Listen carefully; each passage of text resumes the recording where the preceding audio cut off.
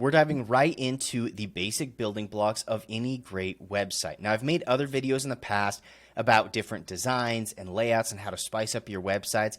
And while all of these videos are really useful, this video right here is going to strip this down to its most simple form. And so whether you are a brand new web designer or an experienced web designer, this is going to help you piece together all of these building blocks to create the perfect website. This is going to work on any web page. Any page of your website is going to be improved and look much better by following these building blocks. So what you're going to see here is I have my basic wireframe laid out, and what we are not going to be covering in this video is the hero section. Now, I've got another video right here which is titled 18 Hero Designs and Layouts That You Can Steal. So if you're looking for ways to improve your hero sections, I would recommend clicking this video. I'll link it right here at the top and also down in the video description. So what we're going to be doing is skipping over the hero section and the nav and focusing mostly on this big yellow block, which is the content of our website. Now, I've simplified this down to just a single block, but what you know and what I know is that there is a ton that goes into this. This content block is made up of several different sections and components and layouts and designs, and so much has to be considered when creating the content portion of your web page. This is the meat and potatoes of your website. This is where you're going to explain what your service does, the benefits of your service, all of the features, everything that you want people to understand about what you're selling on your website needs to be conveyed in this content section. Now, if you're looking for additional style and layout ideas for sections, I've also got this video, which is 11 section layouts that you can steal.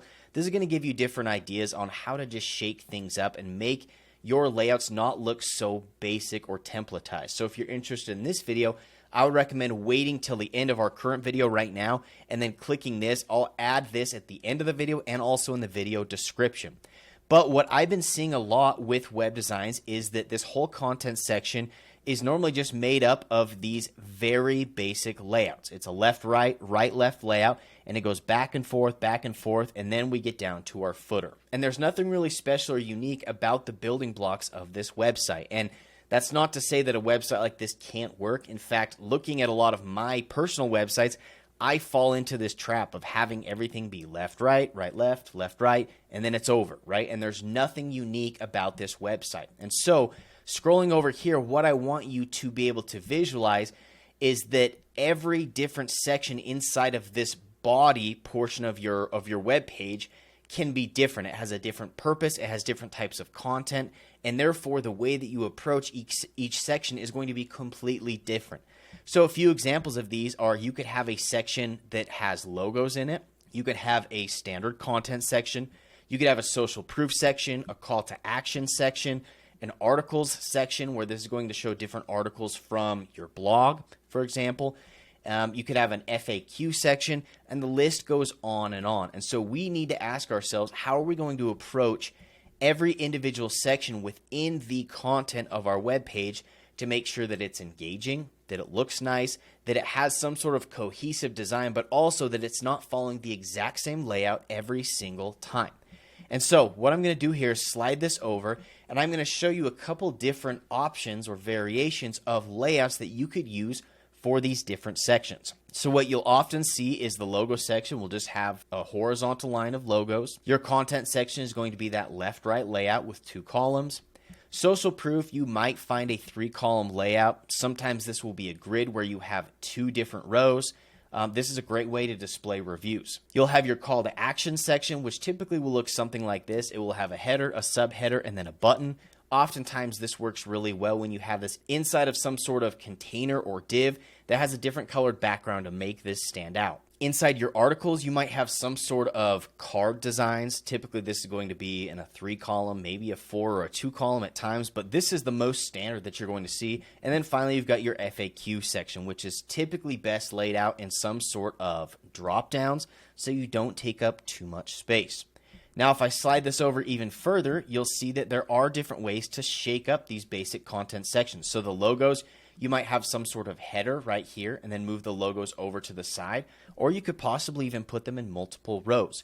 You could reverse your basic content sections to more of a right-left layout. You can move social proof from being a lot of different reviews and multiple columns and rows to just a single large testimonial. This is a great way to give a little bit of variation to these types of blocks. Your call to action section could become more of a narrow, wider, longer call to action.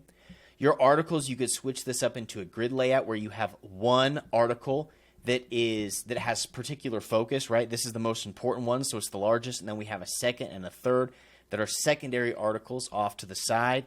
And then your drop-down section could look something like this. It could be in 2 columns as well. So you can see how by doing this, you can add a little bit of variation to what people are used to seeing without getting too crazy, without having to use any wild animations or movement or even imagery. Just shaking up the layouts can make these building blocks a lot more effective. Now, the main word that I want to focus on in this video is variation, because what I have found is the more variation you have within a website and within the sections of your web page, the more engaging it's going to be. So if you have every single section a 2-column left-right layout over and over and over again, people are going to get bored of it. They're going to lose track of where they are. It's going to feel like they're reading the same thing over and over and over again. So there are multiple different ways that we can add variation to our sections. The first is just by the type of content, and that's what we just talked about, right? You've got basic content blocks, but you've also got social proof and call to action and all these different things. But the other way that you can add variation is adjusting the sizes of your sections. So rather than every section just being the height of the viewport, some might be shorter, some might be taller. So a good example of this is over here, your logo section, of course, is going to be much narrower. You don't want to take up the entire viewport just showing client logos, right? And so adding that variation between some large, some smaller is going to make a big difference, and it's going to shake things up. Now, the other way that you can shake things up and add a little variation is by changing the number of columns that you have. So some sections might be a single column, some might be 2, 3, 4 columns. Sometimes you might want to shake up the amount of rows and use grids and different things. You also can use maybe 2 columns, but have them be completely different sizes. This type of variation adds a level of expertise that oftentimes gets missed, and people are going to notice these things. They may not be able to pinpoint exactly what it is, but they're going to say, man, this website just feels a little bit more polished, a little bit more professional. Now, the other way that you can add variation is by your alignment. Don't be afraid to get a little bit more creative with alignment. Don't have everything be left aligned or center aligned. Sometimes you want things to be aligned to the right, or maybe left aligned but pushed to the center. Using this type of variation is, again, going to just keep people's eyes flowing down the page. Yes, we want to keep it simple. We don't want to make them work too hard, but also we don't want to put them to sleep by having everything feel the same.